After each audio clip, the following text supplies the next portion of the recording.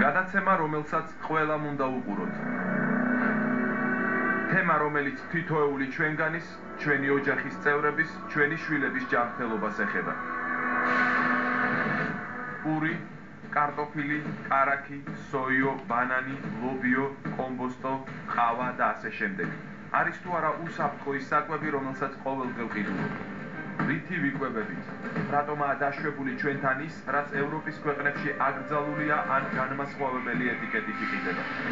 როგორ გავარჩიოთ გენმოდიფიცირებული პროდუქტი ნატურალურისგან და როგორ მოქმედებს ის ორსული ქალებისა და ბავშვების სიცოცხლეზე და იწვევს თუ არა უშვილობას? როგორ მიიღება გენმოდიფიცირებული პროდუქტი? ექსპერიმენტებით თაგვებსა და კურდღლებზე. ეკლესიის პოზიცია, პატრიარქის ეპისტოლე და გენმოდიფიცირებული პროდუქცია. ცხოველური ცილები გენმოდიფიცირებულ და სამარხო საკვებში. არ ღვევთ თუ არა მარხვას ისე, რომ ამის შესახებ წარმოდგენაც არ აქვს. დგას თუ არა ეროვნული პროდუქცია კატასტროფის წინაშე. საშიშია თუ არა ჯანმრთელობისთვის გენური ინჟინერიით მიღებული პროდუქცია და ამცირებს თუ არა ის სიცოცხლის ხანგრძლივობას.